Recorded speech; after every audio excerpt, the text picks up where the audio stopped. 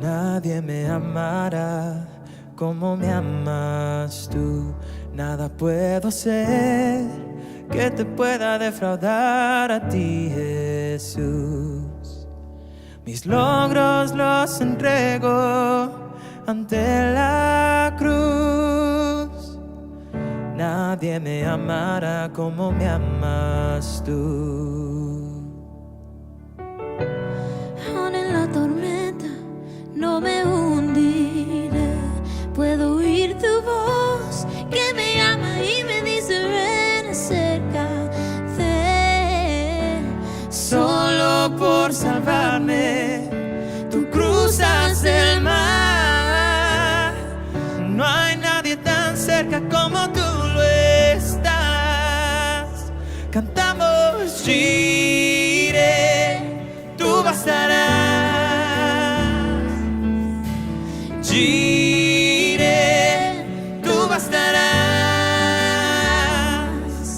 En toda situación serás mi provisión. Jireh, tú bastarás. Por la eternidad me bastarás. Tú bastarás. Por la eternidad me bastarás. Tú bastarás. No quiero olvidar lo que siento hoy en la cima. Yo puedo recordar tu fidelidad. Conmigo estarás en la oscuridad. No quiero olvidar lo que siento hoy. Jireh, Jireh, tú bastarás y siempre me bastarás, mi Dios. Jireh, tú bastarás. En toda situación serás mi provisión. Jireh, tú bastarás. Por la eternidad me bastarás. Tú bastarás. Sí, Señor. Por la eternidad me bastarás. Tú bastarás. Soy amado por Dios, soy escogido, sé quién yo soy, sé lo que has dicho. Soy amado por Dios, más de lo que imagino. Y me bastará. Soy amado por Dios, soy escogido, sé quién yo soy, sé lo que has dicho. Soy amado por Dios, más de lo que imagino.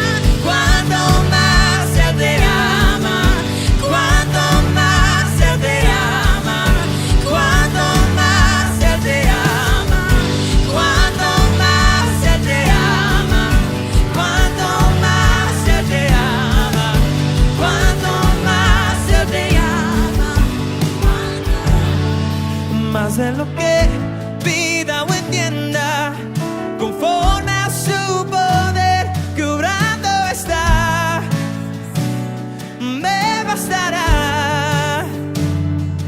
Más de lo que pida o entienda, conforme a su poder que obrando está, me bastará. Cántalo fuerte. Más de lo que pida o entienda, conforme a su poder que obrando está, me bastará.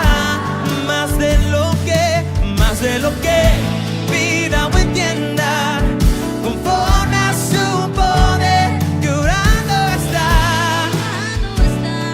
me bastará. Jireh, tú bastarás. por siempre y siempre. Jireh, tú bastarás. No importa la situación, Toda situación, porque serás mi provisión. serás mi provisión. En toda situación, Toda situación, serás mi provisión. serás mi provisión. En toda situación, Toda situación, siempre serás. serás mi provisión. Jireh, tú bastarás.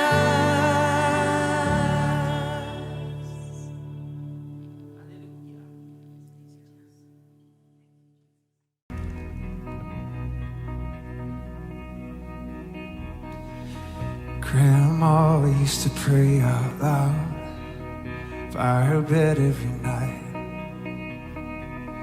To me it sounded like mumbling, like she was out of her mind. She said, boy, this kind of praying is what saved my life. You ought to try it sometime. Yeah, I know she was right, 'cause she was talking to Jesus. She was talking to Jesus. And she'd been talking to Jesus for all of her life.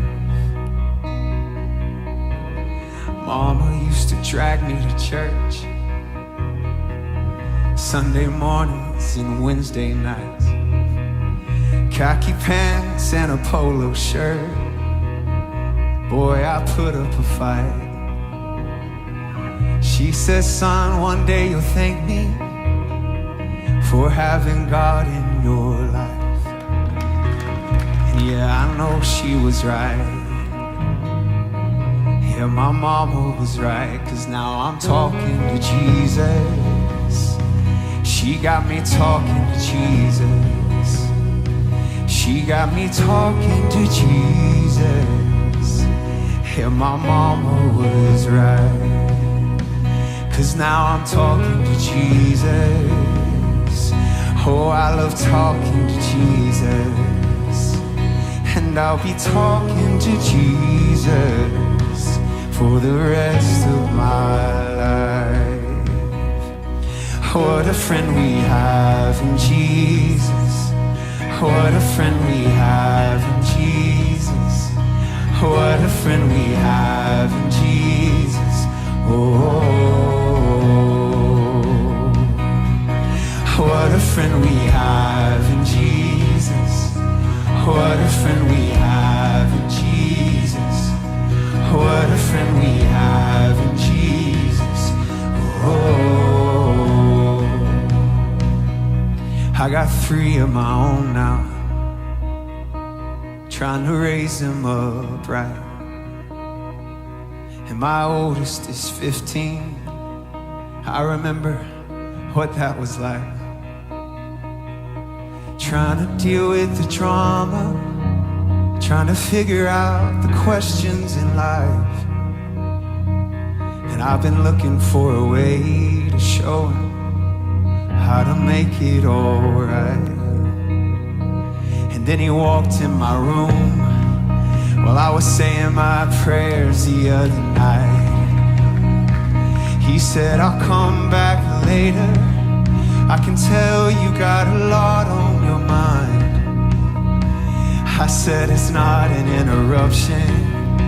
You couldn't have picked a better time, 'cause I was just talking to Jesus. Come over, give it a try. Yeah, we started talking to Jesus.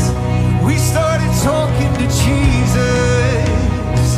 We started talking to Jesus. Oh, and now he's talking to Jesus. Thank God he's talking to Jesus.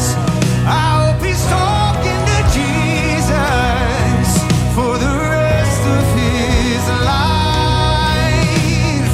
What a friend we have in Jesus. What a friend we have in Jesus. What a friend we have in Jesus. Oh, what a friend we have. What a friend. He's been faithful to me. What a friend we have. I know he's been faithful to you too. What a friend we have in Jesus. Whoa. There's no wrong way to do it. There's no bad time to start. It don't have to sound pretty. Just tell him what's on your heart. 'Cause it's not a religion. No, it's more like a friendship. Just talk to your Father like you are his kid. Just start talking to Jesus. Just start talking to Jesus. Come on. Just start talking to Jesus whenever you like. Just start talking to Jesus. Just start talking to Jesus. Just keep talking to Jesus for the rest of your life.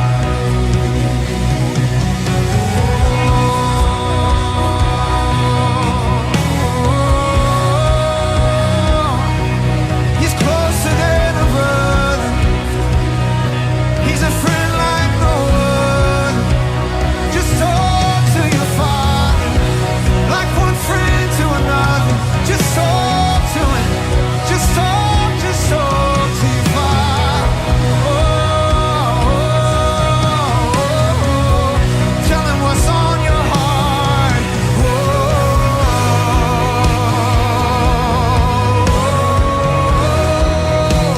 Tell him what's on your mind. Share every secret on your heart. He's close. He's not hard to get in touch with.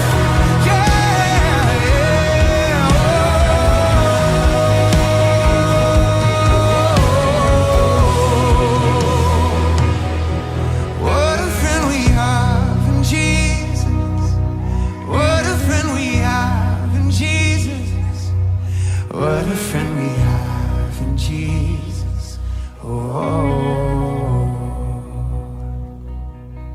what a friend we have in Jesus. What a friend we have in Jesus. I'm so glad. What a friend we have. He's been true to me. Oh, what a friend we have. What a friend we have in Jesus. What a friend we have in Jesus. What a friend we have in Jesus. Oh.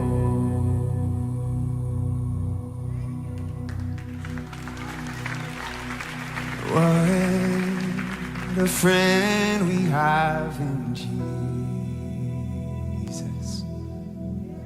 Oh, our sins and griefs to bear. And what a privilege to carry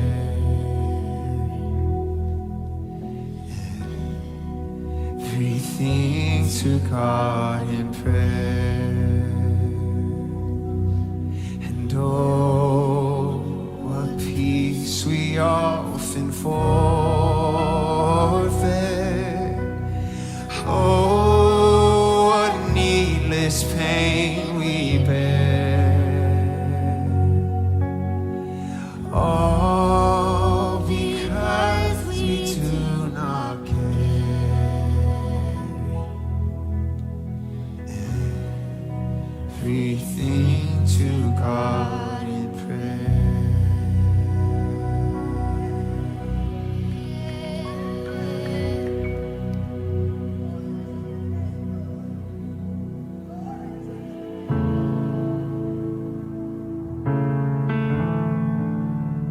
What a friend in Jesus. You pour out your blessing on us. What a friend, what a friend. What a friend in Jesus. Come on, that's who he is to you today. The Lord bless you. The Lord bless you and keep you. Make his face shine upon you and be gracious to you. The Lord turn his face toward you and give you peace. As you receive that, would you lift your hands in this place? Amen. Amen. Amen. Amen. Amen.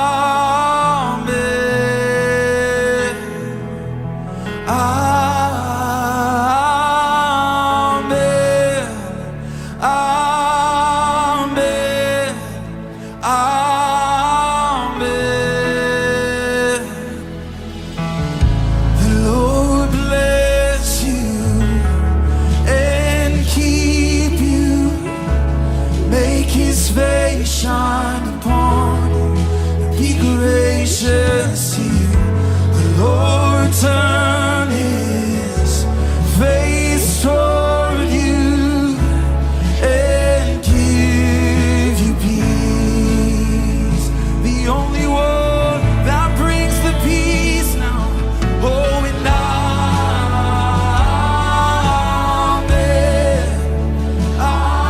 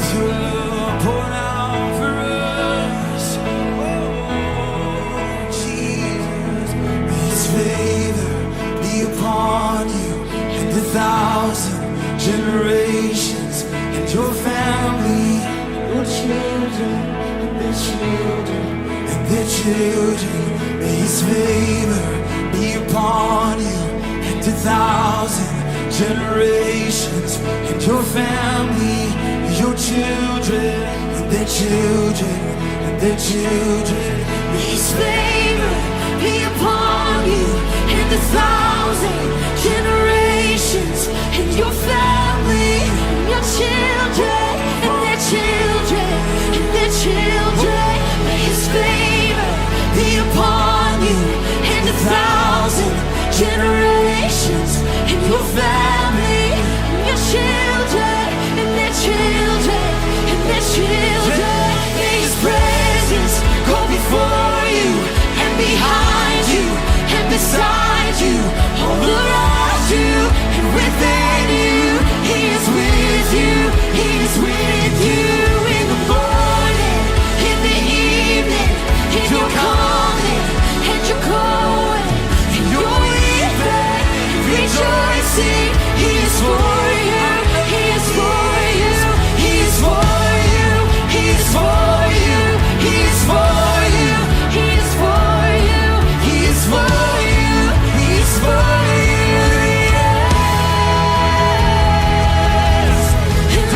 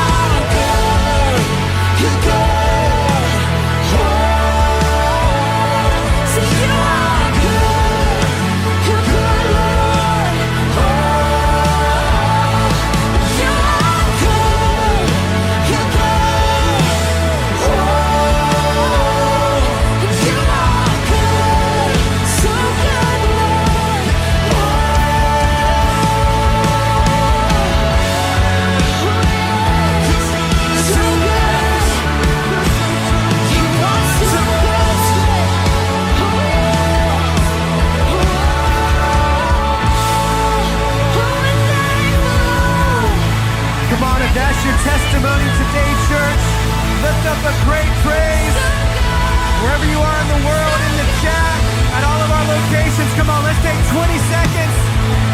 If God's been good to you and you didn't deserve it, if he's been faithful towards you when you were faithless, let's just fill the atmosphere with thanks and praise and gratitude. Amen. Our God has been so, so good to us. He is compassionate and gracious, full of love and mercy. All right, we're gonna get into the message very soon, but first, an important message for you. This is our 2021 year-end offering. I love this time of year. An amazing time of year because every year we end with appreciation for what God has done, expectation for what he's going to do. This has been a tradition. Like right now, they're gonna put up a few graphics of all the offerings we've had through the years. I can't even remember them all. Game Changer, Waymaker, Surround, Beyond, like. Filled. But this year, you don't even know the word that God gave me yet. I don't. This you is not always staged. like to reveal it to me in front of people. This is not scripted, and we're doing our own camera work, so I apologize if the angle is off. But this year, the Lord led me to the word better. Everybody say better. Better.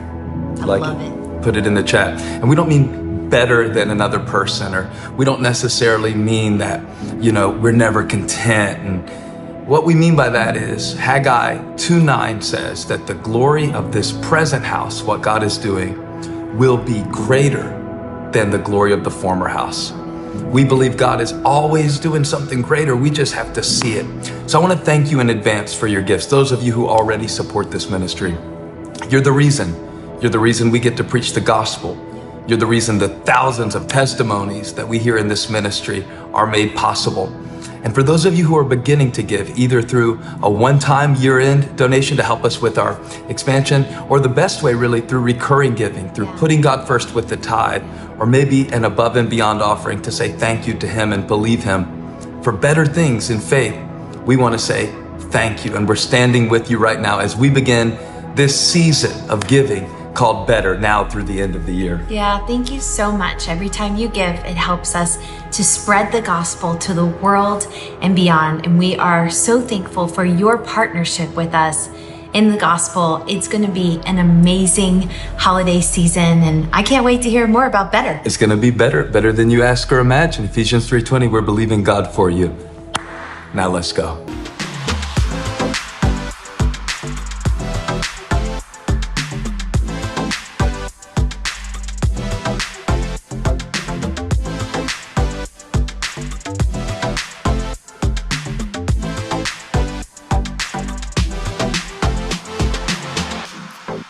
Well, thank you for being here with us at Elevation Church. I mean, what a year that it has been. We're so thankful that you decided to be a part today, that you've been worshiping with us. I know the room looks a little bit different right now because we wanted to get together and just talk about some of our favorite moments from the year. My name is Chad Zolo. I'm the online pastor. I'm here with some friends. That's right. I'm Colleen Tunis. I'm on the programming team. My name's Chet. I'm the pastor at our University City campus. And I'm Brittany Akinsella. I'm our e-groups pastor. And like I said, we're just thankful that you're here and a part of Elevation Church. And as we look back and think about all that God has done this year, I think about messages, I think about events, significant moments, these events that we've had. Okay, so I think about the beginning of the year back to when Pastor preached beta blessings at the beginning of the year, and he talked about boat sinking blessings. My goodness, that was a good one. In your life, we talked about being built different, and sometimes we use that time-lapse testimony. That's right. And these are like, isn't it like you hear some of these, you're like, wait, was that this year? It's unreal that those were all this year. A couple of weeks ago, Pastor preaching Kept in the Dark. It's like one of my top 5 ever, ever. Or yes, you. Yes, you. Yes, you. so good. Yes, you. So Okay, good. in the chat, let us know what your favorite sermon was this year, or maybe it was your favorite moment. Holly with I Don't Think I'm Ready for This, and Pastor wrapped up the year like Kept in the Dark, these phenomenal messages. But yeah, let us know, because there were so many moments that probably marked very specific times for you. That's right. When you hear some of these messages, or you think back and think, man, that was a big moment in my life when that reminded me that God had everything in control, or man, that's when this happened. Who remembers Copy That? Yeah. Copy That. Yes. Do you remember when Yes. Pastor brought Graham up on stage? Yes, And he, yes. I do, because I was weeping. I couldn't control it. It's like, stop crying. It was a moment. It was a moment. Yeah. It was a moment for sure. Green Light at the Red Sea, So good. or this one, The God Nod. I think that one might be my favorite. The God Nod. Who walks Got it. around doing that? Okay, the last message that Pastor Stephen preached this year. I think you've probably been doing this when Pastor did this. Everybody do this. Something good is coming from this. How many times did you do that in your life these past couple weeks? So many. It has been a staple in my week. Something good, God, I know it. I'm believing it. I'm believing it. But really, it's not just the messages from our pastors that we're so thankful for this year. We really believe God did so much through you. Yeah. Through this Absolutely. church, through Elevation, in our campuses. We just know God showed up Absolutely. in homes, Absolutely. in workout rooms, in workplaces, in e-groups, That's right. Brit, in rhythm nights with our youth, and e-kids, watch parties. I mean, we could go on and on about all that we saw God do, but really just being the church together. Absolutely. Every single week, and seeing people join from all over the world each and every week. It's so special. And how God is moving through this place is pretty incredible. So let us know where you're joining from. We always love to see how this family isn't just limited to a building here in Charlotte, North Carolina, but it's a global family. And today we're gonna take a few moments and just share some of our favorite sermons, our favorite moments, some clips from some amazing messages from this year, because this year wasn't just a better year. You know, we're believing for better, but it wasn't better. It was better than ever. Okay, so we're gonna kick it off. This was one of my favorite sermons from this year, and it was right at the beginning of the year. This one has helped me a lot, not just at the beginning of the year, but it's helped shape a lot of my perspective throughout the year. This one is from Same Devils, New Levels. Take a look. Where in your life are you using an old strategy in a new season? Where does that need to be upgraded? You know, like when you do go through The Legend of Zelda. This is a current pop culture reference here, okay? For all the young people. When you do go through a video game, you gotta pick up all the weapons along the way. And now the shame of it is when you're fighting with an inferior weapon, because it reminds you of Goliath. You know, when you're defensive but nobody's attacking you, that's bad. The whole thing of whether David lives or dies, the whole thing on whether your joy lives or dies, the whole thing on whether or not you make it, the whole thing on whether or not you live to show your kids something different. See, I feel sorry for David. He doesn't know how to be a king in this way. He had a bad example in Saul. He was only the second king that Israel ever had. The whole reason Israel wanted a king was because the Philistines were oppressing them. The whole reason the Philistines were oppressing them is because the Philistines were metal workers. So they had more weapons. The Israelites didn't have the weapons, so they wanted a king. But they got a bad king because they selected on the basis of height, not heart. When David came into the throne, he had the heart for it, but he didn't know how. And that's the thing about the people I pastor. I have the heart to be a good dad. I have the heart to be a good woman. I have the heart to be a good employee. I have the heart to make it. I have the heart to break these chains. I want to get free, but I never saw how. So now I'm out here fighting 40-year-old giants with 15-year-old tactics. And you can't fight grown-up battles with teenage tactics. You've got to grow into this season. You've got to grow into this challenge. You've got to grow into this assignment. You've got to grow into the anointing that you've had all along. It's not automatic. It's not automatic. And whenever I face something that scares me, you know what I do? They say, same, what is it? New levels, new devils? No, when I hit a new devil, I sink back to the same level. I go back to the sewer, you know? I go back to the dumpster. Back when I was emotionally homeless and had nothing to eat, I go back inside myself and keep counsel with the most unreliable person that I know, me unchecked. How does it go? See all these crazy things preachers say. New levels, new devils. So I wanted to show you on one hand how this is not Goliath. It just reminds you of him. And that you have grown. But really what I want to show you is what God did for David when he was cornered. And I believe he's going to do it for you. I know what we want to happen. That is not going to be what happens.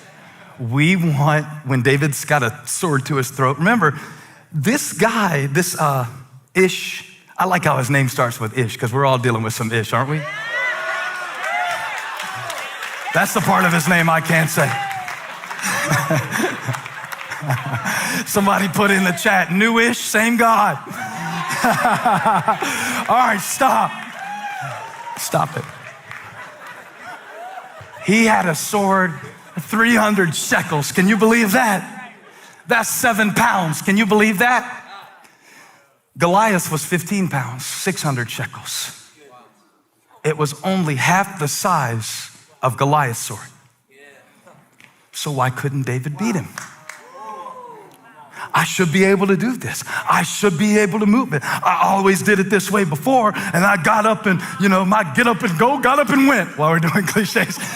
What's happening right now? Why isn't this working? Because it sucks. Because the moment you master the strategy, it shifts.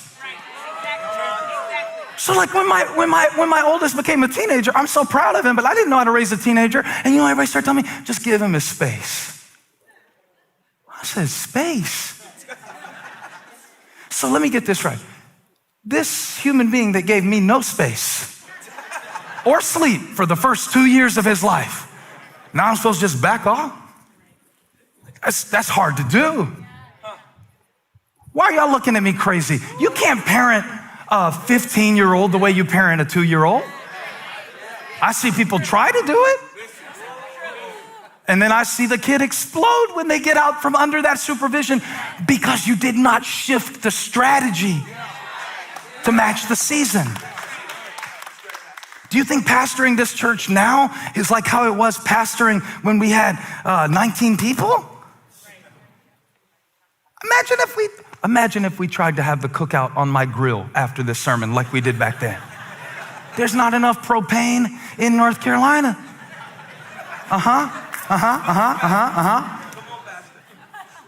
So what you have to do is what Abishai.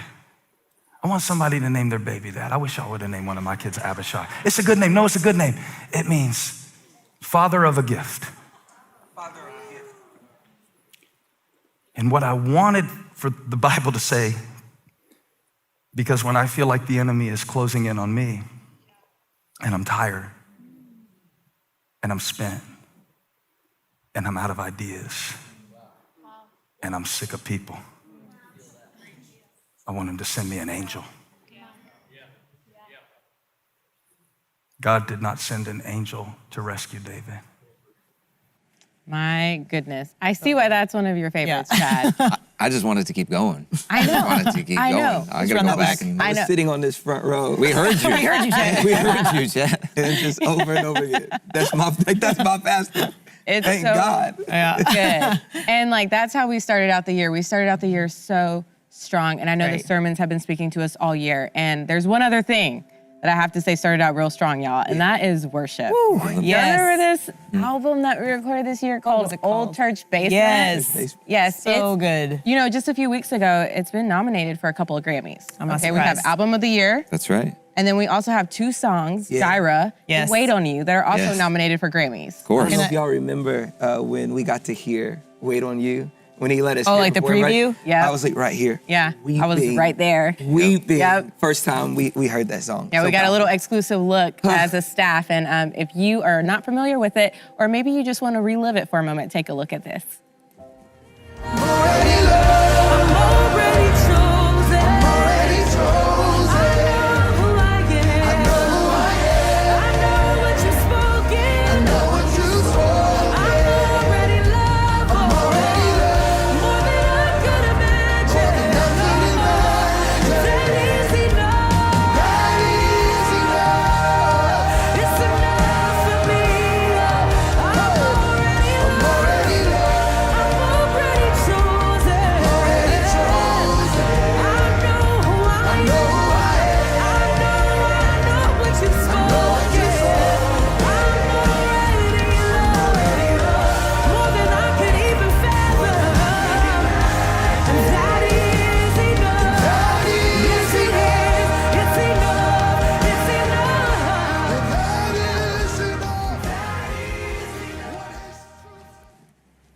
Okay, so this is admittedly one of my YouTube repeats. Yes. Okay? Oh, of course. And so I've been I want that listening to keep going. I know. We can't do that. We can't do that. Who wants that to just keep playing? And speaking of YouTube, can we talk about how YouTube has been ministering through been the year amazing. of 2021? Yeah. Playing back all the sermons, and we've even seen 2 new YouTube channels launch. That's right. So we had Elevation Plus launch this year, and right. that's where you can watch back some of the stories that we're able to share in church. We actually go live every Wednesday, and we're able to dive deeper and talk about the sermons. But then we also launched Holly's YouTube channel this year. That's right. And it's been super fun. It's honestly a really fun channel. It really is. Recipes, there's clips of sermons, all types of things. It's also inspirational. She's got devotionals on there. It's got everything you could possibly want. That's right. But the woman of God, Holly Furtick, has been bringing words this year that have been ministering to my soul. Can we talk about that for a second? Let's Holly's been different. She's been different. She's been on another level. That's right. And she preached one of my favorite sermons called Running on Empty this year. That's right. And Colleen, you probably remember these. We got these after she preached it. Yes, it was awesome. And it's literally just like a graphic that she made to help us remember. And it says, cry out, reach out, and pour out. These were the points that she preached about. And a little bonus point called live on what is left. And so take a look at this clip. And you know, sometimes we go through seasons where the emptiness, though, it's more than just the feeling that we don't have purpose. Sometimes it's the feeling that you don't have enough to make it. And I know that some of you under the sound of my voice, you're like my friend, and you're going through the hardest thing you've ever been through. You're fighting for your life. And the word of the Lord for you today is just keep pouring. You have to keep pouring because the miracle only happens when you move. Because it's while you pour, I'm out of jars. It's while you pour that you experience God's strength and His grace and the joy that only comes while you pour. Because now you're pouring with a purpose. She was pouring for those boys, but she was never pouring from a full jar. She was pouring from a jar that only had a little bit of oil. And if you wait, thanks guys, if you wait until you feel full to pour, you will never experience the power of God in your life. And you'll never experience the miracle of feeling like God is just pouring through you. Sometimes when you pour, it does feel like a sacrifice. A sacrifice that no one will ever see. You know what Jesus said? In Luke 6:38, He said, give, and it will be given unto you. A good measure. Press it down. Shaken together. Get that jar full because it will be running over into your lap. Jesus said, you just keep giving. And I will pour into you. Our instinct says, hold on tightly to everything you have, but Jesus says, just keep giving. Be generous with your love. Be generous with your time. Be generous with your encouragement. When you feel empty, just keep pouring.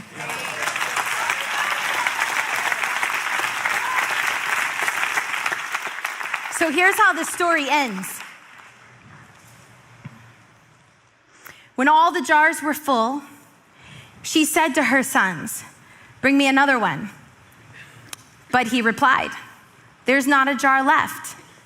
Then the oil stopped flowing. She went and told the man of God, and he said, go and sell the oil and pay off your debts. You and your sons can live on what's left. Can I give you a bonus point? Live on what's left. See, when you're in a pouring season, that season where you're fighting for your life, and you just keep your head down, and you keep pouring. You pour when you're tired. You pour when you feel like no one notices. You pour when everyone else's kids are acting right but yours. You pour when your friend gets pregnant by accident, but you still can't get pregnant on purpose. You pour when someone else gets the promotion. You pour when you need a healing in your own body.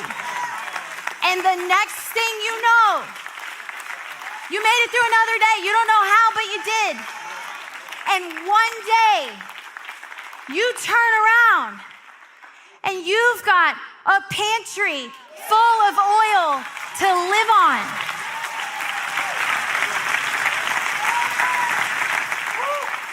Live on what's left. Remember that Bible study that I wrote for the women of our church? When we were in the pandemic, my husband and I were just praying about how we could help people during this time. Like, what else could we do? I said, well, I have this little Bible study. So we sent out a message on Facebook, and thousands of women from all over the world responded. And for 8 weeks, every Tuesday night, they joined me live, and we studied how to be a godly wife. Somehow, you made it through those dark days. But now you see, all along, through the pain and the confusion and the heartache, you've been stockpiling. She lost her husband. She's not gonna get her husband back, but she had something left to live on. Oh, here's that friendship that I made sitting in chemo treatments. And here's the verse that God gave me when I was crying on the couch. And here's the song that I listened to every single day for months. And every time I hear that song, it just reminds me of the faithfulness of God. And here's that gratitude journal where I learned how to look for the little blessings. Now I get to live on what's left. A million little miracles. Don't be afraid of the empty spaces, because empty is where God does his best work. Empty is where God does his best work. Now you see why this was one of my favorites. And I get it. That's why I keep this reminder in my Bible, right at 2 Kings 4, verses 1-7, just as a reminder of what Holly shared with us. And you remember she wrote, just keep pouring. Right. And so that's the anthem that I've been living through in 2021 is just keep That's so good. And such a powerful visual. I think of that all the time, of her just holding all of those jars. I actually remember watching that sermon. I was like, she's definitely gonna drop one of those. She gave us a jar. She did, yes. I have it on my desk. I look at it all the time and it reminds me of that exact thing that you just said. Holly just has gone to a whole nother level. That's right. Whole nother level. And I'm just so thankful for our pastors, the way that they continue to pour and pour and pour week in and week out. And one of the other things that I've loved about this year is that we were able to sync up across all of our campuses and online this year. And one of those moments was with Race to Life Baptism Weekend. It was amazing to be able to be in these rooms again where we've been shut down for so long and doing everything we can to build again. And to have this moment to see people go public with their faith in these massive numbers was amazing. You guys got to go on the road. That's right. You guys got to go on the road. Our online team got to go to 9 different states to baptize people. And Britt, you got to go to I went to Houston. I got to go to Colorado. Chad was here baptizing people at Valentine. And it was just so, it was really special to be a part of. It's amazing to see people that have been waiting for an opportunity to be able to go public in their faith. And this moment representing them leaving pain in this water, leaving shame in this water, sin, and so many things that I feel like pastors been using, or God's been using pastor to really preach to throughout the year. One of my favorite sermons this year was A Troubled Mind and an Open Door, where pastor got real practical around what does it mean for us to be able to step into some of the things that God has called us to do. How about we check this clip out? Now listen to this, what God says to the church at Philadelphia. And I believe he might say it to the church at Elevation too. I know you have little strength. It's not about strength. Can I show you something? Whew, this is really cool. Everybody say strength. Now everybody say scheme. Go back to 2 Corinthians chapter 2. Verse 11 is one of those that I've read out of context for years. I didn't even really know what it meant. I never really read it in the context of Paul's conflict. But now I have, and I saw something.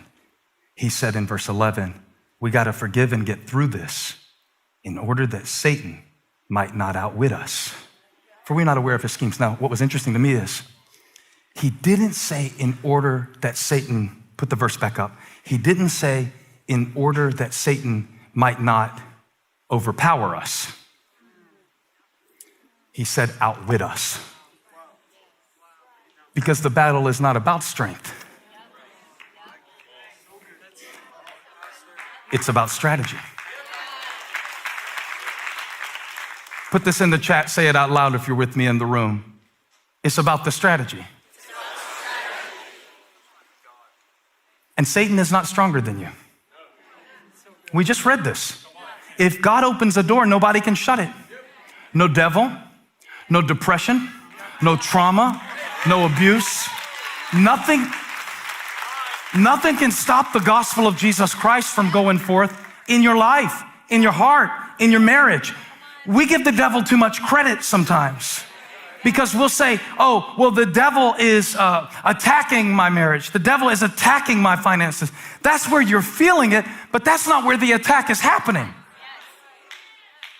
He didn't say in order that Satan might not overpower us, because that would make it about your strength. And we already know from John 16:33 that Jesus said, peace I give to you. My peace I leave with you. In the world you will have trouble, but take heart. I have overcome the world. It's not about the trouble in front of you. We could have a testimony service about your trouble. What's the point? We could all line up and play, can I top your trouble? I have a headache. I have a backache. I don't have a back. I don't have a head. I'm decapitated. I've seen people do it, and we top each other with our trouble. But that's not what this is about, is it? It's not about what's happening in my life. Satan's not stronger than you. He can't make you do anything. If God opens the door to freedom, if God opens the sea, you can go through it. I don't care who's chasing you. I don't care who said you couldn't. I don't care how long you've struggled with it. It's not about who's stronger. It's about who's smarter. Because you're like, well, that's Jesus. Jesus has overcome the world. I'm not Jesus. But 1 John 4:4 says, greater is he that is in you than he that is in the world. So he's not stronger. That's not why you're stuck. He's not stronger. You have the Spirit of God. He's not stronger. The condemnation that haunts you at light in your midnight hour has been nailed to the cross. The written regulations have been nailed to the cross. That's dealt with. That is not what is standing at the door. Paul said, I had an open door, but I had a troubled mind. And so he sent Titus with a letter to the Corinthian church because he didn't know if things were going to be all right. You know, your body can be one place and your mind can be another. And Paul's at Troas and God's given him opportunities and he can preach the gospel to a whole city. And he said, but I couldn't find Titus, so I left. And it isn't like he left because he wanted to. When Paul says in verse 13, I believe it is, he said, I said goodbye. That's the only time he uses that phrase in all of Scripture. It's a solemn farewell. He's almost embarrassed about it. He's like, I couldn't get my mind right, so I couldn't seize the opportunity. Now that hit me. Because I'm trying to raise these kids, you see. And I know God has given me an opportunity to be a great father. But sometimes, if I'm honest with you, I'm sitting at the table with them. And my body is there. My body is there. But my mind is on other stuff. And some of it is real, and some of it is completely fabricated. of stuff that might happen 3 years from now, maybe. And so my mind will drift to the possibly and slip away from the present. Now, when I saw Paul, I saw us.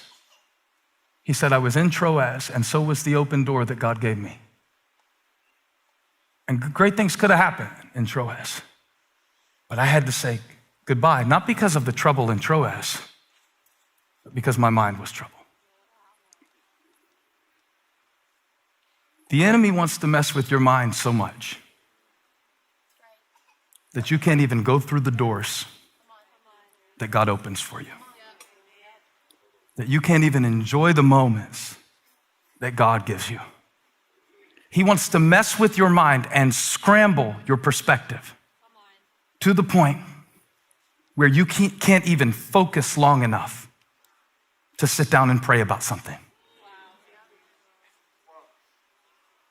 He wants to get you so focused on something, and I put down 4 things that spell the word door with each first letter. One was the disappointments in your life. One was the outcomes that you can't control. That's the O. Disappointments, outcomes. One we mentioned, the offenses that you can't get over. And one is the regrets of the opportunities that you can't get back. My God. I mean, I really love the way that Pastor not only preaches revelation, yes. And it's a spirit that comes in rooms to pull you out of these dark moments. Right. But he gives you practical action steps, things that you can do, and spelling things so that we can remember them. Yes. I'm just so thankful for the way that Pastor and Holly has poured out this year. Yeah. Totally agree. Pastor Stephen has preached some incredible messages this year, and there's one that probably only a handful of people have gotten to hear, and that was his message for Elevation Nights. And if you don't know what that is, we actually got to go on tour this year, and we got to worship with over 65,000 people in 8 different cities across the United States, and it was just a surreal thing to be a part of. I got to go to Atlanta. Did you? That was the kickoff, both of you guys? It was mind-blowing. It was amazing. It was wild just to think of the beginning of this year, just what church looked like, then to fast forward to the fall where we're worshiping in full arenas with people singing songs all across the United States of the things that came out of our church. And so it's always so special for me to see and get to meet our E-fam. And for you too, we got to meet so many people that came up to us and said, like, you have no idea how God used your church to get me through the last 2 years. It did feel so much like family. You know, that was the thing. You know, we'd go into an arena and it was an empty arena, and then when it was full, it didn't feel like a bunch of strangers joining together. It felt like family coming together and worshiping and hearing from Pastor. It was amazing time. It really was. Well, if you didn't get to make it to one of those stops, or we didn't come near you, take a look at this. Lord, yes, Lord, yes, yes, Lord. Yes, Lord, yes, Lord, yes, Lord, yes, yes. It might get loud. It might get loud. While you wait on God, you're getting stronger. He is a God of yes and amen, and he has come through for me in the past, and he's not gonna leave me now. Heaven's coming down, down, down. It might get loud. God doesn't need anything from you but your faith. You've been in a storm lately, but I see Jesus walking over top of your situation. You've been under anxiety. The devil's been telling you you're not gonna make it. He's a liar.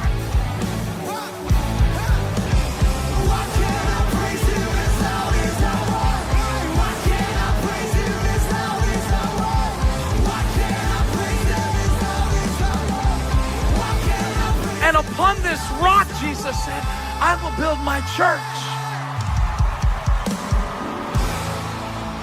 Does it make you want to go back a little bit? I want to go back. I do too, truly. So what's crazy about this is that we were on the road our teams were gone for 10 days. So Pastor Stephen preached 8 times in 10 days. And then we got back, did we get back on Saturday, Saturday, whatever it was, the weekend was right around the corner. And Pastor Stephen just jumped in with one of my favorite sermons from the year. And I'm like, I don't know how he does it, but he did it. And it was called Stop Crying, It's Coming. It's unbelievable. Take a look at this clip. It says, after Jesus cried, which is important. You know, trauma is real. 70 years in Babylon will make you cry. It'll make you forget to sing. When you find out what your kid's been doing behind your back, it'll make you cry. When you and your husband don't even look at each other except when you're around people so you can fake it real good, it'll make you cry alone. And God doesn't correct the sisters, but I'm glad he didn't stop there, and you can't either. Okay. Because in verse 38, John 11:38, it says not Jesus cried, but Jesus once more deeply moved came. So he cried, and then he came. Stop crying. It's coming. I don't want the old temple to keep me from seeing Jesus. Seriously. You know how it said in the verse in Haggai that from the day I brought you out of Egypt till now? Did you catch that? Really small thing in verse 5. I didn't make a big deal out of it, but it is a big deal. Because they thought that Pharaoh had to let them go for them to leave Egypt. That wasn't their biggest problem. Their biggest problem was letting go of Moses. Because see, Moses gave them the law, and they were so committed to that, that when Jesus came, who is the true image of God, to show them what God is really like, not to break the law, but to fulfill it. When Jesus came, they could not recognize better because they were stuck in before. So while we're fighting like, hey, Pharaoh, let me go. Hey, addiction, let me go. Hey, temptation, let me go. God's like, the thing that you're holding on to is the former glory. I don't know who it is. If it's 3 people, it's worth saying. You got to let go of former glory to receive present help.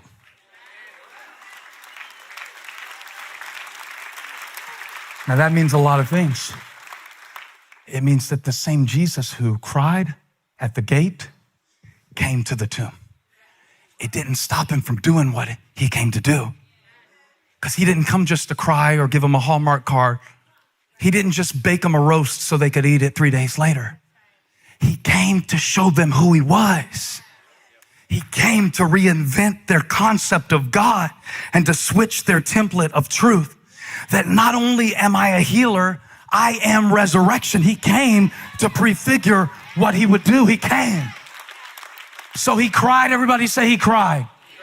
Come on, don't tap out on me. This is the best part of the sermon. I know y'all aren't going to listen to a sermon about the glory of the latter house and skip the end of the sermon. This is the part I wanted to preach us to, because he cried, and you've been crying, and you have a Christ who cries, so that's fine. He will cry with you. But then you have a Christ who, after he stopped crying, he came to the tomb. So he's coming to the tomb.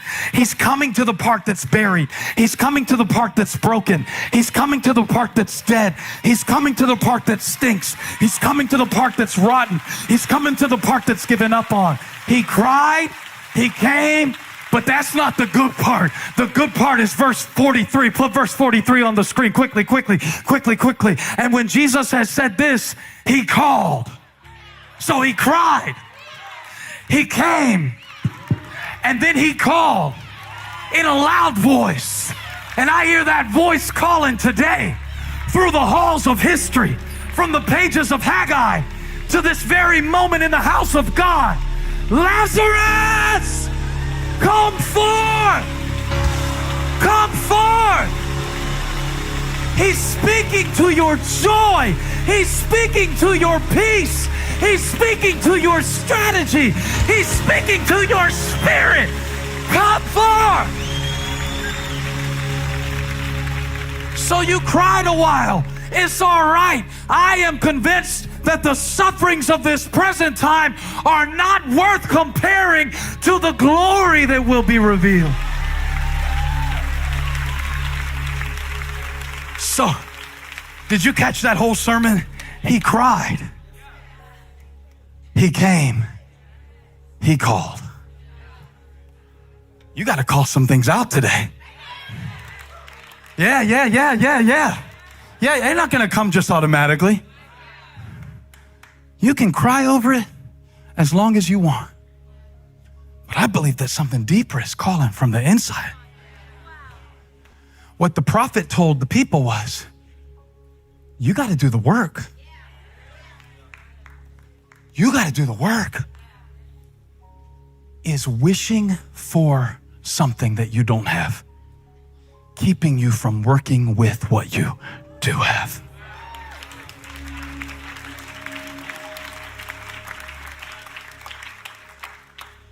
I don't know, maybe it's just me, but I needed this word. That the Lord said, you can cry, but eventually you got to come and you got to call those things that be not as though they are beneath your feelings. And the promise is, it's a covenant, not a commitment. Commitments can be broken. Yeah, covenants cannot, especially when one of the parties is the one who cannot lie.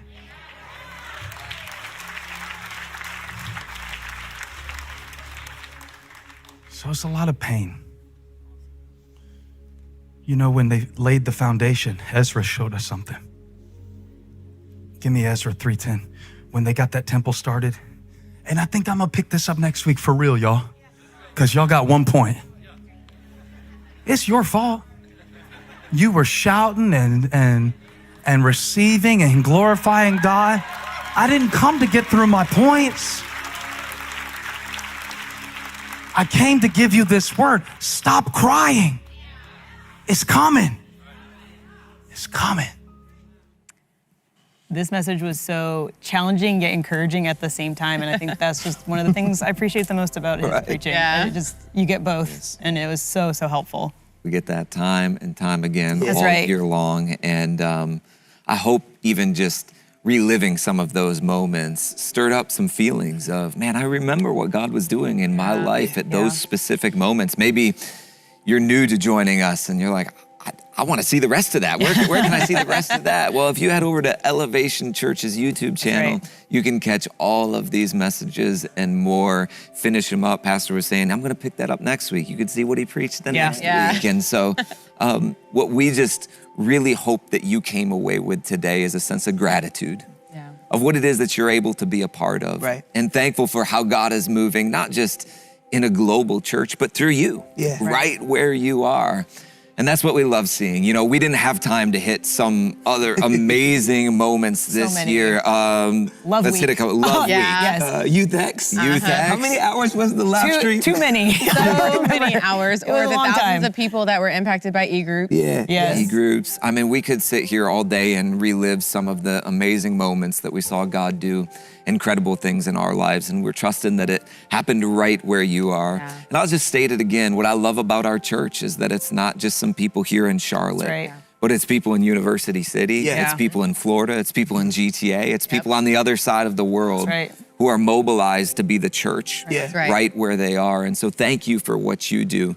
And thank you to our pastors. Yes. I mean, we'd be amiss to go any further without saying thank you to Pastor Stephen and Holly for your leadership, for you allowing to God work in and through you and speak through you to the world, literally to the world each and every week. So put it in the chat, just as we're closing up here, how thankful you are for our pastors. We're so thankful for you, Pastor Stephen and Holly, and thankful for you, Elevation Church. Seeing how God is working in and through your life has been amazing, even in this year-end season. Seeing how many of you have stepped up for the very first time through giving in this year-end offering. So many of you said, I'm placing God first in the area of my finances. And we're excited to see how God works in your life. Or maybe some of you, well, we know a lot of you went above and beyond and gave. Thousands of you did to say, I want to see what God can do as I trust him and step out in faith and believe for more. And that's what we're believing for your life as we wrap up this year and really look forward to what's next. We're really